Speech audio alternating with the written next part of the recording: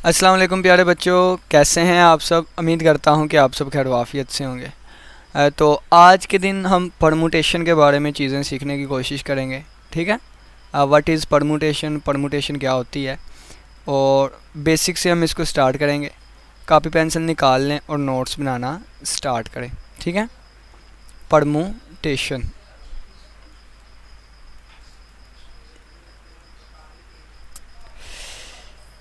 देखिए जी कि हमने सबसे पहला जो लेक्चर है उसमें डिस्कस किया था fundamental principle of counting. Fundamental principle of counting, ये दो प्रिंसिपल्स थे हमारे पास, the rule of sum and the rule of product. ठीक है, लिखने में थोड़ी सी प्रॉब्लम होती है, इस वजह से मैं शॉर्टकट लिख रहा हूँ, तो बाकी ये चीज़ें आपको सारा पता है। फंडामेंटल प्रिंसिपल ऑफ काउंटिंग दो थे, एक सम रूल और एक प्रोडक्ट रूल।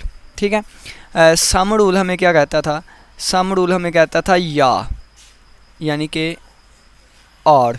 ठीक है, और प्रोडक्ट रूल हमें क्या कहता था, प्रोडक्ट रूल हमें कहता था और। ठीक है, यानी कि एंड। ये सारी चीज़ें क्या हैं, अभी आपको एक एग्जांपल से समझ आ जाएगी। फ़र्ज़ किया है कि एक काम के करने को, यानी कि ये एक काम है, ये काम को करने के लिए मुझे ये भी चीज़ करनी होगी, ये भी चीज़ करनी होगी और ये भी चीज़ करनी होगी। ठीक है, यानी कि ये काम उसी वक्त कंप्लीट हो सकता है जब मैं इस डब्बे को भी करूं और इस डब्बे को भी करूं और इस डब्बे को भी करूं। ठीक है, ये काम उसी वक्त कंप्लीट हो सकता है।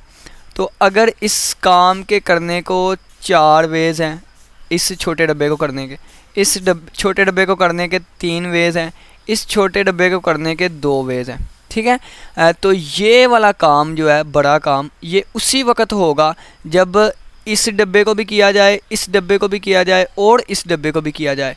तो वर्ड हमारे पास आया और, तो और के लिए यहाँ पे फिर मल्टीप्लाई आएगा। ठीक है, यानी कि इस डब्बे को भी करूँगा, इस डब्बे को भी करूँगा, इस डब्बे को भी करूँगा, जब तीनों डब्बे फुलफ़िल होंगे उस वक्त मेरा ये काम कंप्लीट हो जाएगा। तो मैं अगर देखना चाहूँ कि इस काम के करने को कितने वेज़ हैं, तो ये मेरे पास आएगा 4 मल्टीप्लाई बाय 3 मल्टीप्लाई बाय 2। तो मल्टीप्लाई यूज़ किया है हमने, और किया यहाँ पे, और के लिए हमने मल्टीप्लाई यूज़ किया, तो ये मेरे पास द रूल ऑफ प्रोडक्ट को हमने यूज़ किया। ठीक है, the rule of product and और का कंसेप्ट यूज़ किया। अगर आप देखें तो अगर आपने रूल ऑफ प्रोडक्ट समझ लिया ना, तो सम खुद ब खुद आ जाता है। देखें, अब इस काम को करने के 2 वेज थे। ठीक है, इस काम के करने को 2 वेज थे, इस काम के करने को 3 वेज थे, इस छोटे काम के करने को 4 वेज थे। तो ये 2 3 4 ये कहाँ से आए हैं, तो ये 2 3 4 हमारे पास सम रूल से आए हैं। मतलब ये कि इस काम के करने का 2 वेज हैं, यानी कि या हम इस एक तरीके से कर सकते हैं या इस एक तरीके से। इस काम के करने को 3 वेज हैं, यानी कि मैं इस तरीके से भी काम कर सकता हूँ, या इस तरीके से भी, या इस तरीके से भी।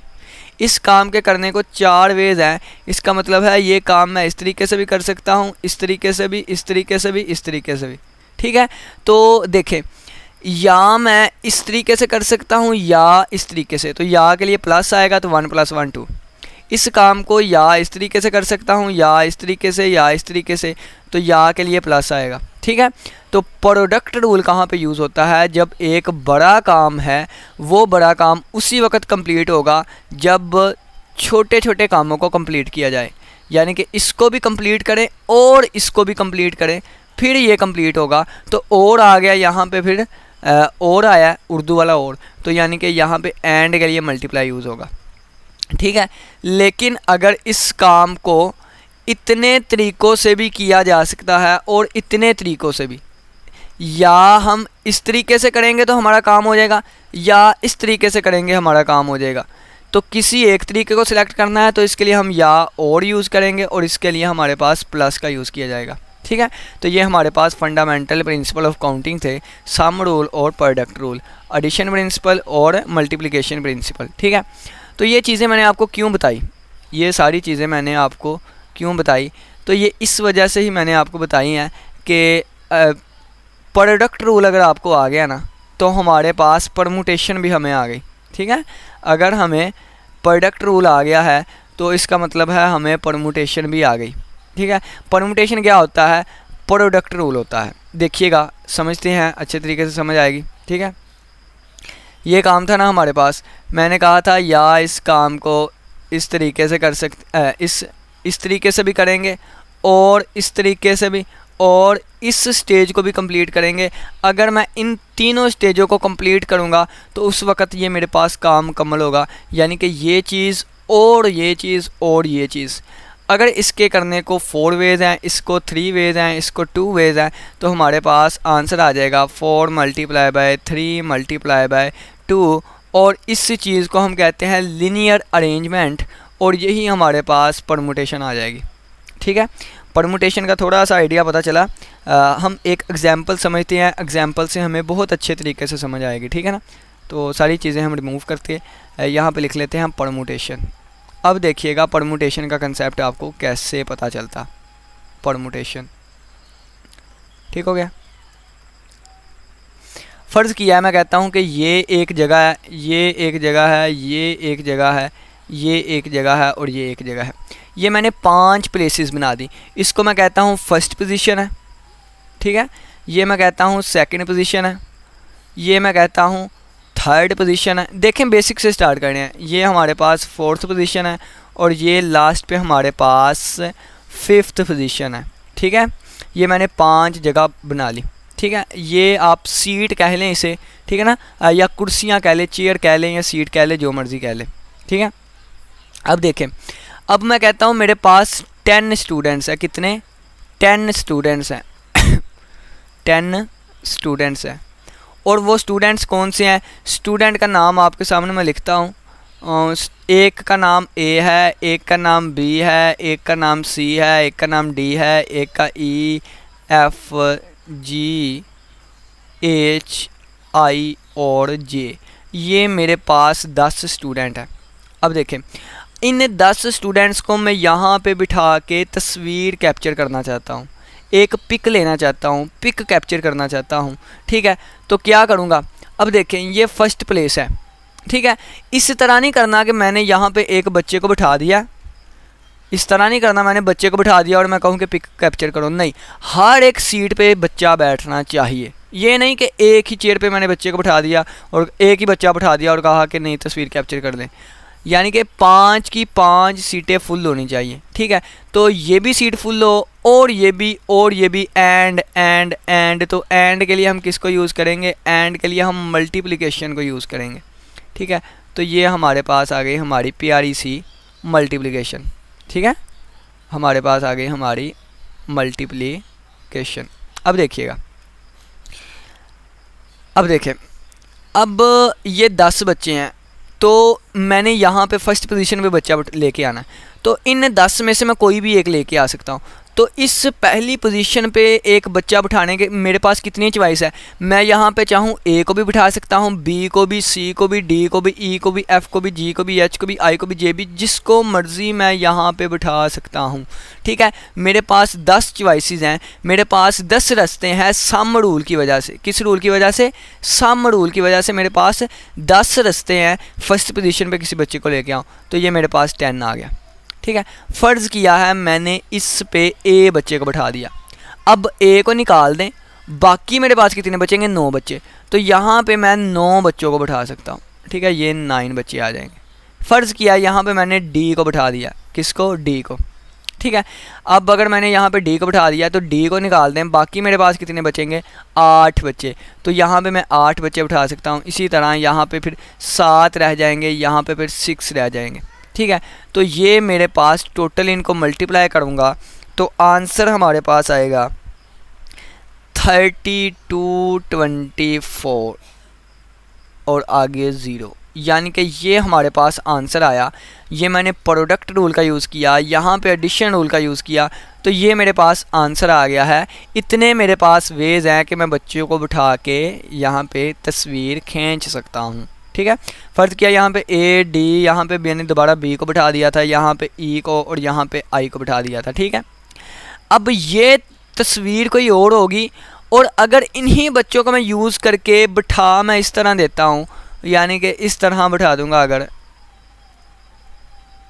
ठीक है, यानी देखे बच्चे वही हैं, आई आई, ई ई, बी बी, डी डी, ए बच्चे वही हैं, लेकिन मैंने बच्चों की तरतीब चेंज कर दिया है। तो ये एक और रास्ता है, ये एक और रास्ता है, यानी कि इसके लिए एक अलहदा वे काउंट किया जाएगा, एक अलहदा वे काउंट किया जाएगा। तो सभी को मिला के हमारे पास 30 to 24 इतने वेज आएंगे कि मैं 10 बच्चों को 5 सीटों पे बिठा सकता हूँ। ठीक है, अब देखिएगा यहीं से हमारे पास परमुटेशन कहाँ आई। आप कहेंगे परमुटेशन कहाँ पे आई, ये तो मैंने प्रोडक्ट रूल का यूज़ किया, ये तो मैंने एडिशन का रूल का यूज़ किया। तो इस जो वैल्यू है ना, ये वाली जो वैल्यू है, ये वाली वैल्यू, इसको मैं थोड़ा सा खूबसूरत अंदाज में लिखूँगा तो मेरे पास परमुटेशन बन जाएगी। इसको मैं थोड़ा सा ना खूबसूरत अंदाज में लिखूँगा तो हमारे पास परमुटेशन बन जाएगी। परमुटेशन से पहले हम एक और न्यू चीज़ के बारे में सीखते हैं। तो एक मिनट, यहाँ से सभी को डिलीट कर लेते हैं। ठीक है, वो चीज़ कौन सी है, यानी कि देखें लिखा हुआ है ना 10 मल्टीप्लाई बाय 9, 8, 7 और 6 तक लिखा हुआ था, 5 सीटें थी, 1 2 3 4 और 5 सीटें। ठीक है, ये हमारे पास लिखा हुआ था। अब देखिएगा, अब इसी को मैंने खूबसूरत अंदाज में लिखना है। तो वो खूबसूरत अंदाज समझने से पहले हमें फ़ैक्टोरियल के बारे में पता होना चाहिए। किसके बारे में? फ़ैक्टोरियल के बारे में। फ़ैक्टोरियल क्या होता है? ठीक है, तो n का फ़ैक्टोरियल अगर हम देखना चाहें तो n का फ़ैक्टोरियल बराबर होता है n का फ़ैक्टोरियल बराबर होता है n multiply by n minus 1, n minus 2, n minus 3 और सो ऑन, चलता गया कहाँ तक जाएगा? 3 2 1। ठीक है, ये इसके बराबर होता है। और यहाँ पे आप नोट में लिख लें कि 0 का फ़ैक्टोरियल जो होता है वो 1 होता है। ठीक है, 0 का फ़ैक्टोरियल 1 होता है। इसके अलावा बाकी किसी भी पॉजिटिव नंबर का फ़ैक्टोरियल हमने देखना है तो यहाँ वैल्यू पुट कर देंगे। देखें कलर चेंज करके दिखाता हूँ आपको। देखें, अगर यहाँ पे मैं 1 पुट करूँगा तो यहाँ से n की जगह 1 आ जाएगा, तो 1 लास्ट वैल्यू 1 है, तो हमारा आंसर ख़त्म। 2 का फ़ैक्टोरियल देखना चाहूँ तो n की जगह 2 आ जाएगा। ठीक है, तो 2 में से 1 कम किया तो नेक्स्ट हमारे पास 1 आ जाएगा, लास्ट वैल्यू आ गई हमारे पास, यहीं पे ख़त्म। 2 का फ़ैक्टोरियल 2 होता है। ठीक है, 3 का फ़ैक्टोरियल कितना आएगा? 3 का फ़ैक्टोरियल आएगा 3 मल्टीप्लाई बाय 2 मल्टीप्लाई बाय 1, हमारे पास 3 का फ़ैक्टोरियल आ जाएगा 6। ठीक है, 4 का फ़ैक्टोरियल कितना आएगा? 4 का फ़ैक्टोरियल आएगा 4 multiply by 3 multiply by 2 multiply by 1, तो ये 4 का फ़ैक्टोरियल आ गया। 4 3 बार 12 बार 2 बार 24। ठीक है, ये चीज़ें क्यों बता रहा हूँ, एट द एंड मैं यहाँ पे रिलेट करूँगा। ठीक है, 5 का फ़ैक्टोरियल किसके इक्वल होता है? तो 5 ज़रबे 4 ज़रबे ठीक है, यानी कि एक कम करते जाना और मल्टीप्लाई 3 ज़रबे 2 ज़रबे 1। ठीक है, और ये हमारे पास होगा 24 ज़रबे 5 120। ठीक है, इसी तरह सोन चलते गए। अगर मैं 10 का फ़ैक्टोरियल लिखना चाहूँ, किसका? 10 का। अगर मैं 10 का फ़ैक्टोरियल लिखना चाहूँ तो 10 का फ़ैक्टोरियल आएगा मेरे पास 10 ज़रबे 9 ज़रबे 8 7 6 5 4 3 2 और 1, ये मेरे पास 10 का फ़ैक्टोरियल आ गया। अगर आप थोड़ा सा गौर करें तो ये वाली चीज़ ये नहीं लिखी हुई। ठीक है, देखें ना ये नीचे वाली चीज़ जो भी है ये लिखी हुई है। तो मैं इसको 10 फ़ैक्टोरियल बनाने के लिए, यानी कि इस वैल्यू को मैं 10 फ़ैक्टोरियल लिखने के लिए मुझे ये चीज़ भी चाहिए। ठीक है, तो मैं इस चीज़ को इसके साथ मल्टीप्लाई डिवाइड करवाऊँगा, यानी कि इस चीज़ को इक्वल टू लिखूँगा 10 multiply by 9 multiply by 8 multiply by 7 multiply by 6। ये तो दोबारा वैल्यू वही आ गई, इसको अब मैं मल्टीप्लाई डिवाइड करवाऊँगा इस नंबर से। ठीक है, इससे तो मैं 5 multiply by 4 multiply by 3 multiply by 2 multiply by 1 कर दूंगा और इसी चीज़ से मैं इसे डिवाइड करवाऊँगा। 5 multiply by 4 multiply by 3 multiply by 2 multiply by 1। ठीक है, तो अगर आप देखें तो ये ऊपर सभी वैल्यूज़ मल्टीप्लाई हो रही हैं 1 से लेकर 10 तक या 10 से लेकर 1 तक। तो ये मेरे पास क्या बन जाएगा? ये मेरे पास बन जाएगा 10 का फ़ैक्टोरियल। 10 का फैक्टोरियल बन गया। डिवाइड में अगर देखें तो 5 से लेके 1 तक जा रहा है, तो 5 से लेके 1 तक मल्टीप्लाई करवाऊँ तो 5 का फैक्टोरियल बनता है। तो ये मेरे पास आ गया 5 का फैक्टोरियल। ठीक है, कितना आ गया? 5 का फैक्टोरियल। तो कितनी मज़े की बात आ गई, यानी कि हमारे पास टोटल नंबर ऑफ़ वेज़ कितने आ गए। अगर हमने 10 बच्चों को 5 सीटों पे बिठाना है तो हमारे पास आएगा 10 फैक्टोरियल ओवर 5 फैक्टोरियल। ठीक है, 10 फैक्टोरियल ओवर 5 फैक्टोरियल। अब देखें, अब ये तो आ रहा है कि 5 सीटों पे बिठाना है तो 5 फैक्टोरियल आ जाएगा। नहीं, थोड़ा सा आपको सेंस चेंज करके बताता हूँ। फ़र्ज़ किया कि हमारे पास 8 स्टूडेंट होते। कितने? 8 स्टूडेंट्स होते। 8 स्टूडेंट्स होते और 3 चेयर्स होती। कितनी? 3 चेयर्स होती। ठीक है, तो मेरे पास फिर क्या आना था? पहली चेयर पे बिठाने के लिए 8 पॉसिबिलिटीज़, दूसरी पे बिठाने के लिए 7 पॉसिबिलिटीज़ और एंड वाली पे बिठाने के लिए 6 पॉसिबिलिटीज़। फिर ये वाली चीज़ आनी थी, ये वाली चीज़ आनी थी तो मुझे साथ मल्टीप्लाई करना पड़ना था। क्या? मल्टीप्लाई और डिवाइड करना था। 5 multiply by 4 multiply by 3 multiply by 2 multiply by 1 और डिवाइड भी इसी से करना पड़ना था। 5 multiply by 4 multiply by 3 multiply by 2 multiply by 1। ये चीज़ें क्यों बता रहा हूँ देखी जाइएगा। ऊपर हमारे पास 8 फैक्टोरियल बन गया, ठीक है, और नीचे हमारे पास 5 फैक्टोरियल बन गया। अब देखें, यहाँ पे 10 बच्चों को 5 सीटों पे बिठाना था तो 10 फैक्टोरियल और 5 फैक्टोरियल। यहाँ पे 8 बच्चों को 3 चेयर पे बिठाना था, फिर भी 8 फैक्टोरियल बटा 5 फैक्टोरियल। तो ये चेयर्स तो हो ही नहीं सकती। क्यों चेयर नहीं हो सकती? क्योंकि यहाँ पे 5 चेयर थी तो 5 आ गया था, यहाँ पे 3 चेयर है, 3 आना चाहिए था, 3 नहीं आया। मतलब ये चेयर्स नहीं है, कोई और चीज़ है, कोई और ही बला है, इसको हम समझते हैं। इस 5 को मैं इस तरह लिख सकता हूँ, 10 factorial divided bye 10 minus 5 factorial. ठीक है, यानी कि इस 5 को लिख सकता हूँ 10 में से 5 निकाल के। अब देखिएगा, ये ऊपर 8 का 8 फैक्टोरियल और इस 5 को मैं लिख सकता हूँ 8 में से 3 निकाल ले। 8 में से कितना माइनस किया? 8 में से 3 माइनस किया। तो देखें आप कि 3 क्या थी? चेयर।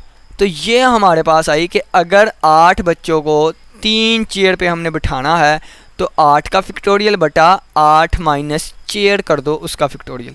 ठीक है, अगर मैंने 10 बच्चों को 5 चेयर पे बिठाना है तो 10 माइनस 5 बच्चों की चेयर। तो ये मेरे पास आ गई। ठीक है, ये मेरे पास आ गए। परमुटेशन का मतलब क्या होता है? परमुटेशन कहते हैं अरेंजमेंट को। परमुटेशन किसे कहते हैं? परमुटेशन। परमुटेशन का मतलब होता है अरेंज कर दें। ठीक है, अरेंज कर दें। क्या करें? अरेंज। अरेंजमेंट होता है इसका मतलब, अरेंजमेंट। आहिस्ता आहिस्ता लिख लेते हैं, अरेंजमेंट। ठीक है, अरेंजमेंट। और ये अरेंजमेंट लीनियर होनी चाहिए। ठीक है, लीनियर जो हम डिस्कस कर रहे हैं। अब देखें, अगर मैंने फ़र्ज़ किया है कि 20 बच्चों को 17 चेयर पे, 20 स्टूडेंट को 17 चेयर पे एडजस्ट करना है तो मैं क्या लिखूँगा? 20 multiply by 19 multiply by 18 multiply 17 multiply by 16, 17 तक जाऊँगा। तो इससे अच्छा ये नहीं, मैं इसके डायरेक्ट ही वेज लिख सकता हूँ 20 फैक्टोरियल ओवर 20 माइनस 17 का फैक्टोरियल। ये डायरेक्ट मेरे पास वेज आ जाएंगे। ठीक है, तो इस चीज़ को स्पेशली नाम दिया गया परमुटेशन का। किसका? परमुटेशन का। और परमुटेशन हम इस तरह लिखते हैं कि 20 बच्चों को हमने 17 प्लेसेस पे लेके आना है, तो ये हमारे पास परमुटेशन हो गई।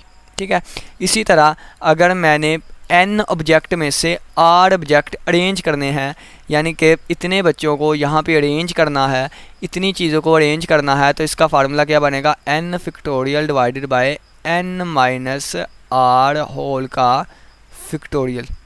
ठीक हो गया। और अगर ये हमारे पास फार्मूला कैसे आया, ये फार्मूला कैसे आया ये आपको बताता हूँ। देखें, अगर मेरे पास n ऑब्जेक्ट थे, कितने? n ऑब्जेक्ट, और वहाँ से मैंने r ऑब्जेक्ट अरेंज करने थे, r पोजीशन पे चेंज करने। ठीक है, तो ये मेरे पास पहली पोजीशन आ गई, ये मेरे पास दूसरी चेयर आ गई, ये मेरे पास तीसरी चेयर आ गई, और सो ऑन करती करती ये मेरे पास r वाली चेयर आ गई। ठीक है, आर्थ चेयर। ठीक है, तो आर्थ पोजीशन आ गई। अब देखें, ये आएगा n, ये आएगा n माइनस 1, ये आएगा n माइनस 2। ठीक ठीक है। और यहाँ पे क्या आएगा, जब देखें यहाँ 2 है तो यहाँ 1 है, यहाँ 3 है तो यहाँ पे 2 है, ठीक है। यहाँ r है, यानी कि जो यहाँ पे चीज़ है, देखें यहाँ पे 3 था तो 3 से 1 कम, यानी कि मैं इस 2 को लिख सकता हूँ,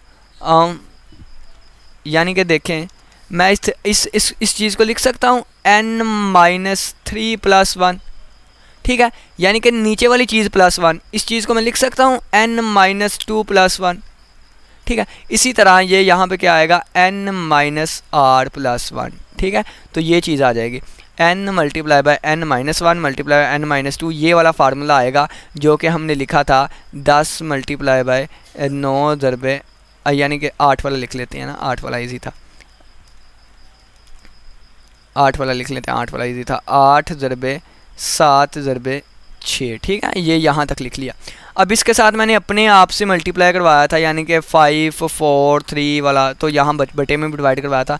यहाँ पे मैं किससे करवाऊँगा, इससे छोटे, यानी कि n - r, ठीक है, n - r n - r - 1, ठीक है। इसी तरह सोन चलता चलता 3 2 1 पे पहुँच जाएगा। इसी चीज़ से मैं डिवाइड करवाऊँगा n - r, ठीक है, और n - r - 1 और सो ऑन, ये भी करता करता 3 2 1 पे पहुंच जाएगा।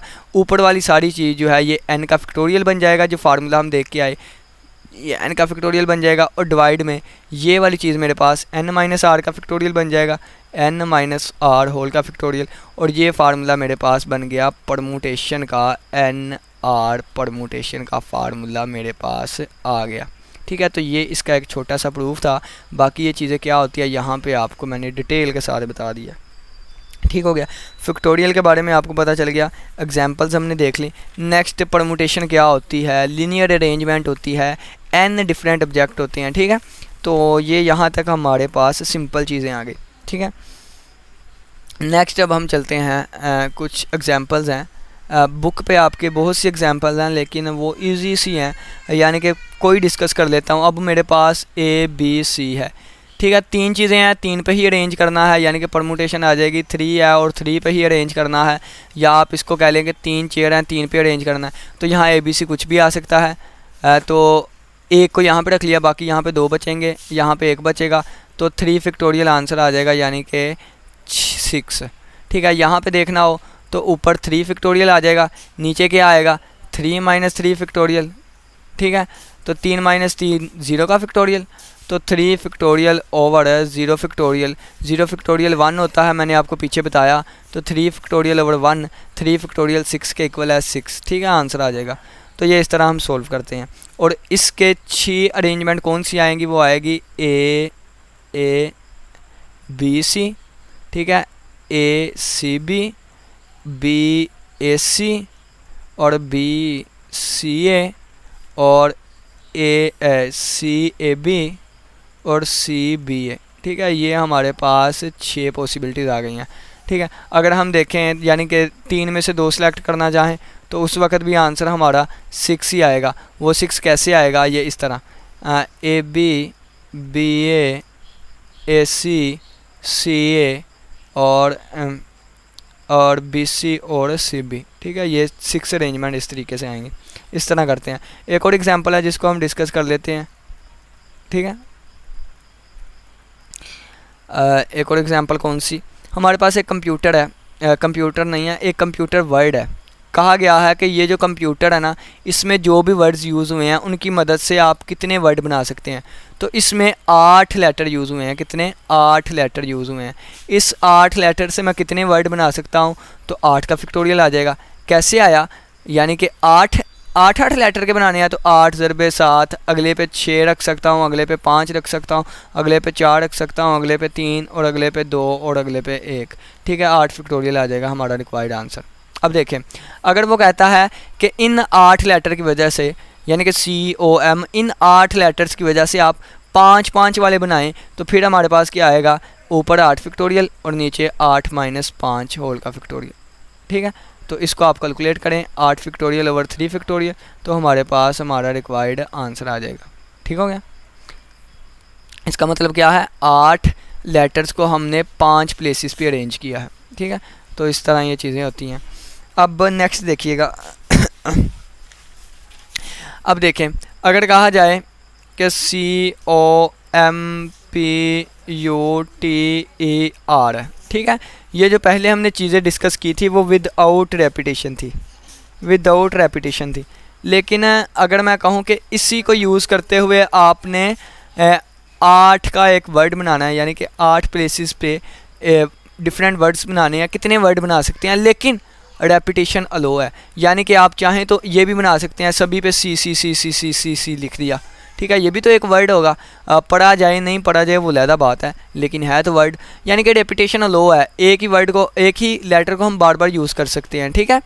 तो फिर क्या होगा, पहले हमने डिस्कस किया था कि अगर हमने सी लिख दिया पहले, वो दोबारा सी नहीं आना, अगर यू लिख दिया कहीं पहले, वो दोबारा यू नहीं आना, ठीक है। तो अब हम क्या कह रहे हैं कि रेपिटेशन लो है, तो यहाँ पे मैं 8 वर्ड को लिख सकता हूँ, यहाँ भी 8 को, यहाँ भी 8 को, यानी कि जो पहले पहले लिखी जा रहा हूँ वो दोबारा भी लिख सकता हूँ। तो ये टोटल 8 जगह हैं मेरे पास, तो 8 की पावर 8 आ जाएगा, ठीक है। यानी कि अगर n ऑब्जेक्ट्स को R में अरेंज करना है और रेपिटेशन लो है, तो हमारे पास n की पावर r आ जाया करेगा, ठीक है। एक और छोटी सी एग्जांपल वहाँ से समझ आएगी। आपको मैंने कहा था कि ABC 3 लेटर हैं, इसको मैंने 2 पे अरेंज करना है, तो पहले पे 3 आ सकते हैं, दूसरे पे 2, आंसर आ जाएगा 6 वेज। लेकिन यही अगर 3 लेटर्स हैं A, B और C, और मैं कहता हूँ रेपिटेशन लो है, तो फिर मेरे पास कितना आएगा, फिर मेरे पास आएगा यहाँ भी 3 आ सकते हैं, यहाँ भी 3, तो मेरे पास 9 वेज आएंगे। 9 वेज कैसे आए, 6 वेज ये वाले और 3 मज़ीद वेज ये वाले, A B। अब रेपिटेशन है अलो है ये वाली ठीक हो गया। तो 3 बार 9, इस तरीके से ये चीज़ होती है। तो सही हो गया। नेक्स्ट चलें हम, बल्कि इसमें और निकल के आ सकते हैं आइडियाज़। हाँ जी, नेक्स्ट अब हम डिस्कस करते हैं,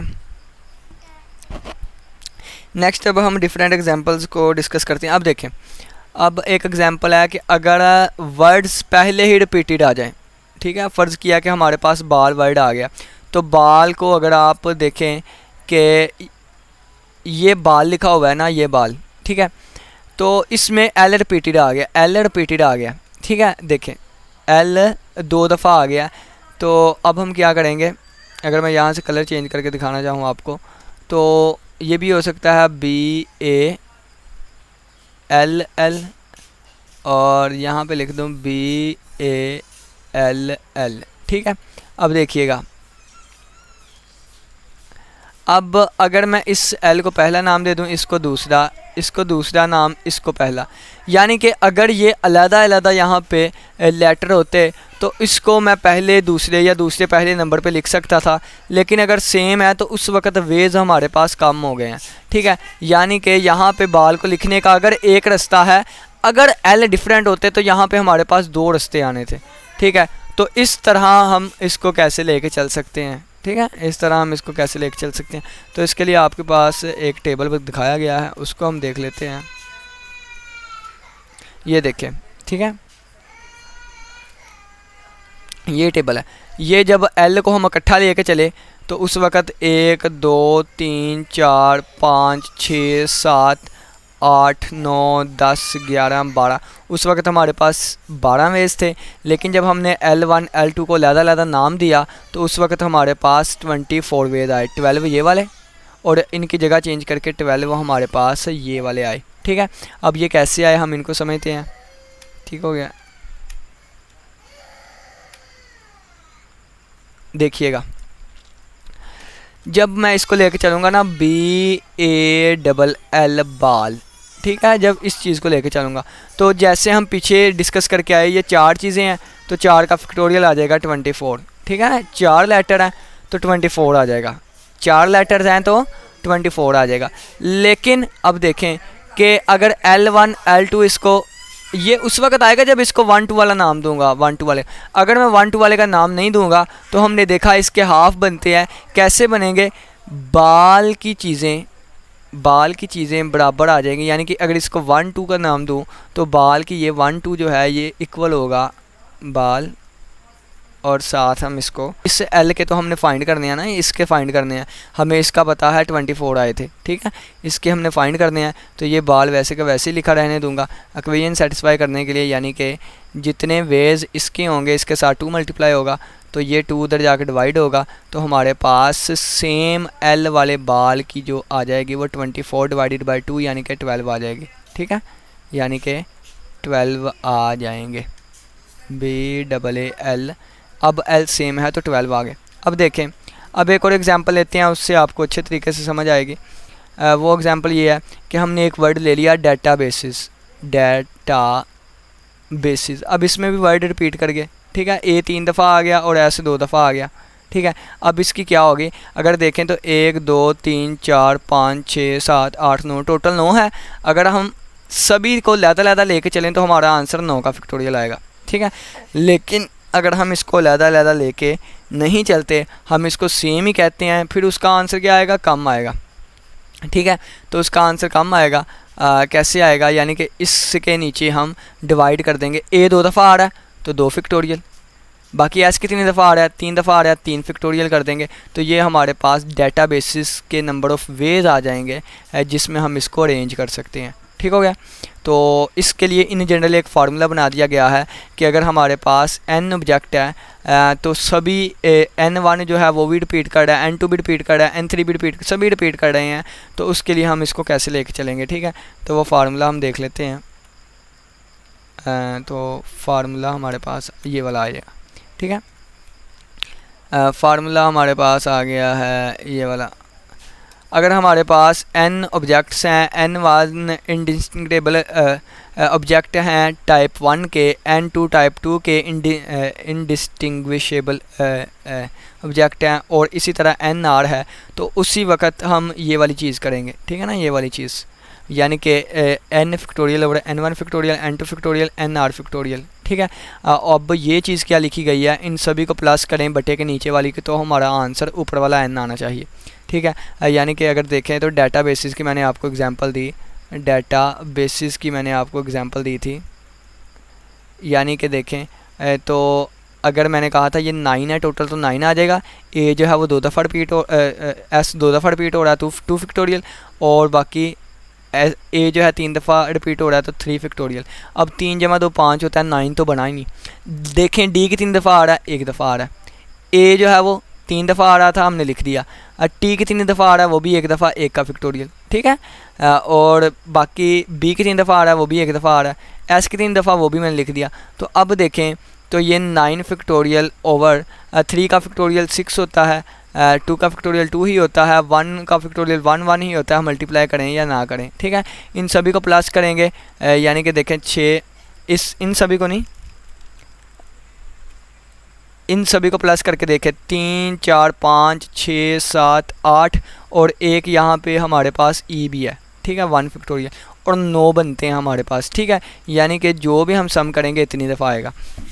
आप बाल की ही एग्जांपल ले लें, किसकी, बाल की ही एग्जांपल ले लें, तो इसके हमारे पास कितनी अरेंजमेंट्स आएंगी, टोटल 4 लेटर हैं, तो 4 फैक्टोरियल डिवाइडेड बाय B 1 दफ़ा आ रहा है 1 फैक्टोरियल, A 1 दफ़ा आ रहा है 1 फैक्टोरियल, L 2 दफ़ा आ रहा है तो 2 फैक्टोरियल, ठीक है। तो ये इजी है ना। तो ये देखें 2 जमा 1 3 जमा 1 4, इन सभी को प्लस करेंगे ऊपर वाला आंसर ही आएगा, ठीक है। तो 4 फैक्टोरियल ओवर 1 फैक्टोरियल 1 होता है, 1 फैक्टोरियल 1 होता है, 2 फैक्टोरियल 2 होता है, तो सभी को मल्टीप्लाई करके 2 आएंगे।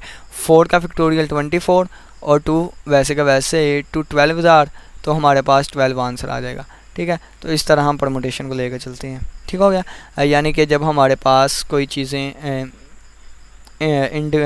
इनडिस्टिंग्विशेबल आ जाए ऑब्जेक्ट, तो उस वक्त हम इसको इस तरह लेके चलते हैं, ठीक हो गया। नेक्स्ट देखिएगा। नेक्स्ट अब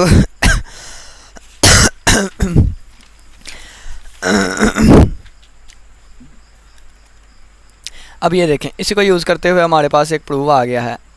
क्या आ गया, एक प्रूव आ गया।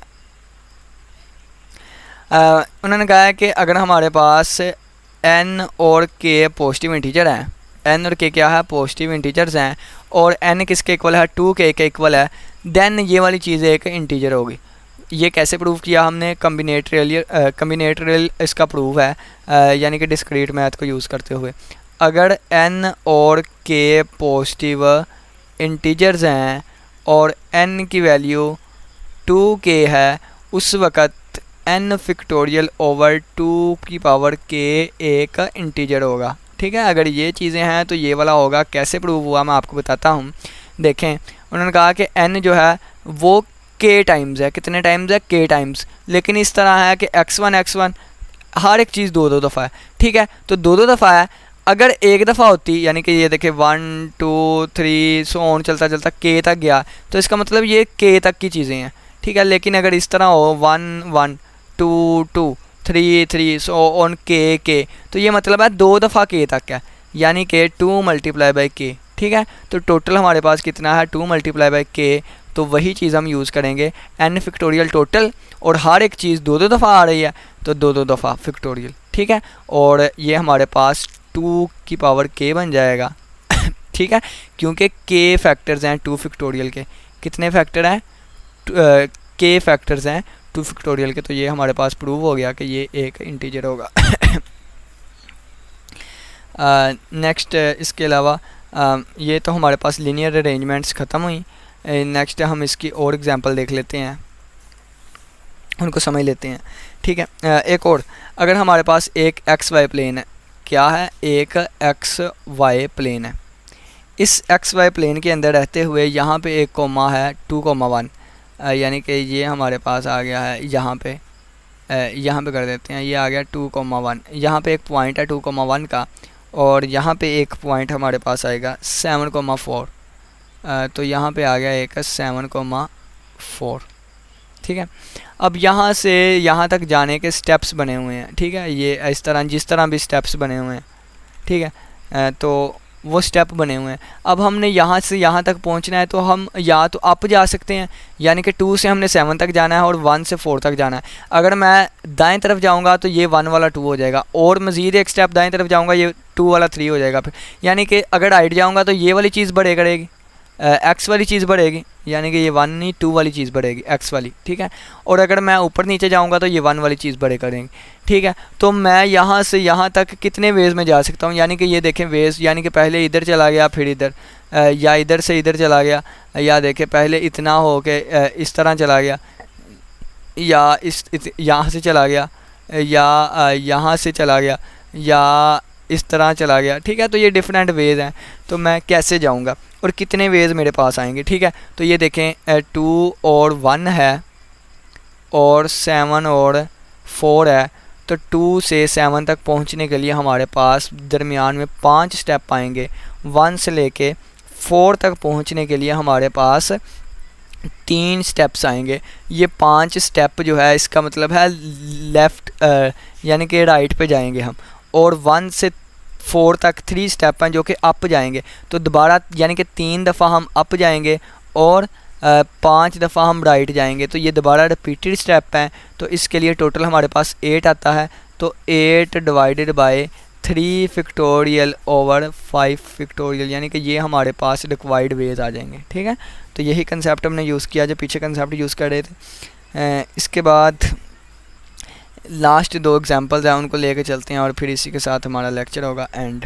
ठीक है, एग्जांपल है कि देखें, पहले तो हम कहते थे यहाँ पे हमने बच्चों को भी लेके आना है। ठीक है, फ़र्ज़ किया ये कि 6 टेबल्स हैं, हमने ABCDE को भी लेके आना है, तो हम लिख लेते थे ABCDEF। ठीक है, और अगर मैं चाहूँ तो अगर मैं इस तरह भी लिखना चाहूँ तो ये चीज़ अलहदा होगी ABCDE,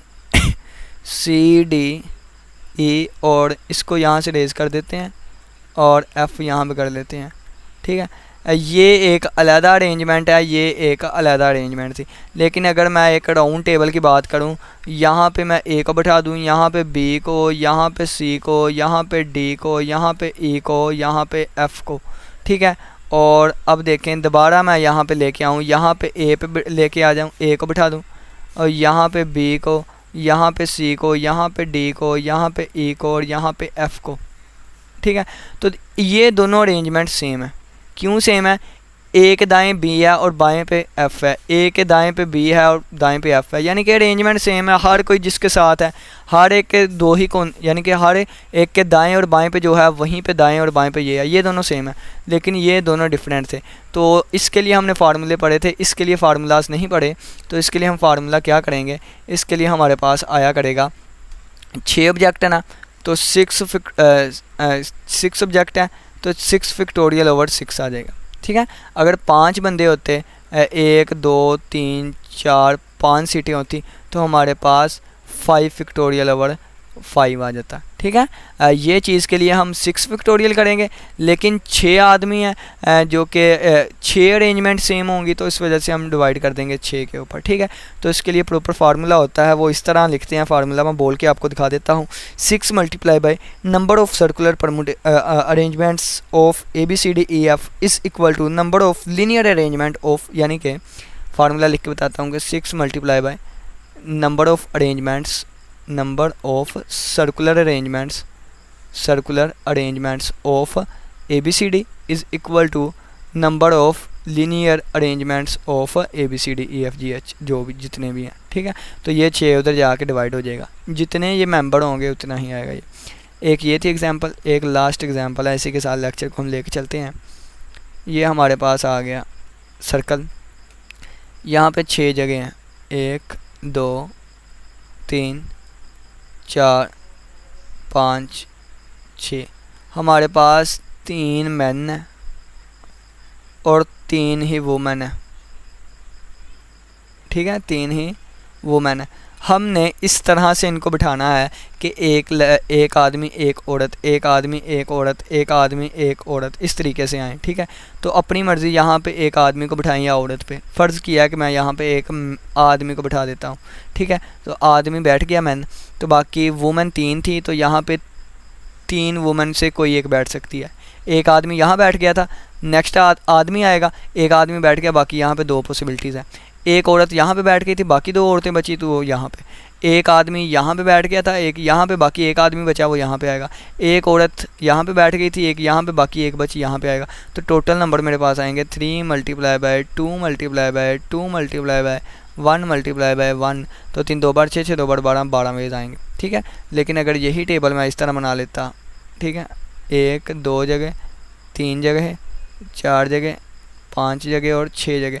अब अगर मैं यहाँ पे वुमेन को बिठा लेता, तो बाकी मैन के लिए 3 ऑप्शन थे, वुमेन के लिए 2 बचे, मैन के लिए 2 बचे, वुमेन के लिए 1 बचा, मैन के लिए 1, तो दोबारा आंसर वही आएगा। ठीक है, तो देखें, तो इस तरह ये हम इसका आंसर निकालते हैं।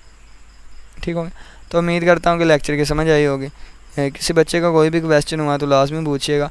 परमुटेशन के रिलेटेड हमने मैक्सिमम कंसेप्ट डिस्कस करने की कोशिश की है। दोबारा हम सारी चीज़ें देख लेते हैं।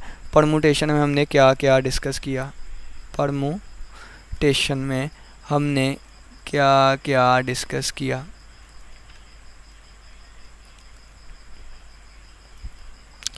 तो परमुटेशन में हमने विदाउट रिपीटेशन के लिए एक फार्मूला पढ़ा था, PNR। ठीक है, तो हमने कहा था n डिवाइडेड बाय, जहाँ पे हमने अरेंज करना है n माइनस r, इसका फैक्टोरियल आ जाएगा। ये हमारे पास विदाउट रिपीटेशन था, विदाउट रेपिटेशन। ठीक है, विदाउट रेपिटेशन। और रेपिटेशन के लिए मैंने क्या कहा था, अगर n r है तो हमारे पास रेपिटेशन के लिए n की पावर r आ जाएगा। ठीक है, जितनी जगह है n ज़रबे n यानी कि उतनी ही r, तो ये हमारे पास विद रेपिटेशन था, विद रेपिटेशन था। ठीक हो गया। फिर हमने क्या पढ़ा कि अगर रिपीट होंगे तो ये हमारे पास n over n1 factorial n2 factorial. Repeat ना भी हो, फ़र्ज़ किया कि अकेला ये लिखा हुआ है BAL, ठीक है, अकेला ये, तो हम इसको क्या लिखेंगे, 3 फैक्टोरियल भी लिख सकते हैं, या 3 फैक्टोरियल और 1 फैक्टोरियल, 1 फैक्टोरियल 1 फैक्टोरियल, आंसर तो सेम आएगा। ठीक है, तो एक फार्मूला हम ये पढ़ के आए थे। ये फार्मूला उसी वक्त फ़ायदेमंद होता है कि जब हमारे पास क्या होता है, जब हमारे पास कोई लेटर रिपीटेड आ जाए। तो ये होता है n1 n2 n3, इन सभी का सम जो है हमारे पास दोबारा n के इक्वल आएगा। ठीक है, और इसके अलावा हमने सर्कुलर में पढ़ा, सर्कुलर में हम चीज़ें पढ़ के आए थे कि अगर 6 है तो 6 फैक्टोरियल ओवर 6, ठीक है। अगर n है तो n फैक्टोरियल ओवर n, ये हमने सर्कुलर में पढ़ा। उम्मीद करता हूँ आज के लेक्चर की समझ आई होगी। किसी को कोई भी क्वेश्चन वाला लाजमी पूछिएगा। इसी के साथ इजाज़त दीजिए। अल्लाह हाफिज़, अल्लाह निगहबान।